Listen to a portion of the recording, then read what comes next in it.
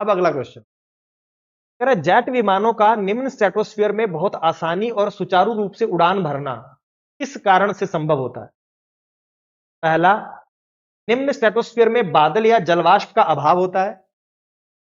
दूसरा, निम्न स्ट्रेटोस्फीयर में ऊर्ध्वाधर हवाएं नहीं होती हैं, कि वहां पर वर्टिकल विंड नहीं होती है। उपरोक्त में से किस कथन को इस संदर्भ में सही माना जा सकता है? केवल एक, दो, दोनों सही है, कोई भी सही नहीं। वो कह रहा है कि जो स्ट्रेटोस्फीयर है, लोअर स्ट्रेटोस्फीयर है, वहां पर जेट विमान उड़ते हैं और वो आसानी से वहां उड़ लेते हैं। उसका कारण कह रहा है कि निम्न स्ट्रेटोस्फीयर में बादल या जलवाष्प का अभाव पाया जाता है। तो हमने ये पहले भी देख चुके हैं अभी कि 10 किलोमीटर से नीचे नीचे ही 99% वाटर वेपर पाई जाती है और उससे ऊपर तो वाटर वेपर की मात्रा बहुत ही कम पाई जाती है। तो लगभग वहां पर क्या पाया जाता है? अभाव पाया जाता है। अब अगर ऐसी स्थिति होगी तो वहां पर बादल नहीं होंगे। अगर वहां पर बादल नहीं होंगे तो टर्बुलेंसेस नहीं होंगे और टर्बुलेंसेस नहीं होंगे तो जेट आराम से उड़ सकता है।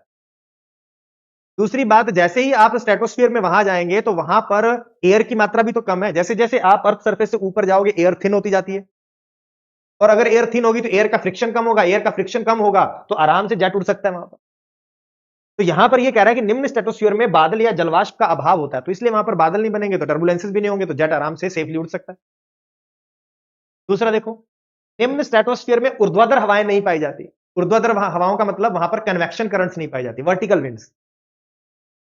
देखो यहां पर अर्थ सरफेस की बात करें हम, अर्थ सरफेस पर क्या होता है, जैसे जैसे आप ऊपर जा रहे हो तो यहां पर टेम्परेचर कम है और यहां पर टेम्परेचर ज्यादा है।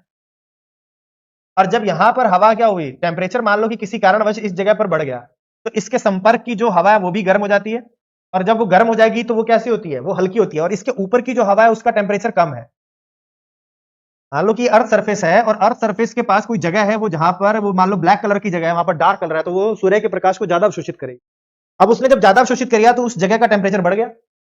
अब उसका टेम्परेचर बढ़ेगा तो उसके जो कॉन्टैक्ट में जो एयर है उसका टेम्परेचर भी बढ़ जाएगा। तो जब इसका टेम्परेचर भी बढ़ गया लो, लेकिन जो इसके ऊपर जो हवा है ये सारी इसका टेम्परेचर कम है, तो इसका टेम्परेचर कम है और इसका टेम्परेचर ज्यादा है, तो ये इसके कंपैरेटिवली हल्की होगी और ये ऊपर उठना स्टार्ट कर देगी और ये इसकी जगह यहां पर ये नीचे आ जाएगी।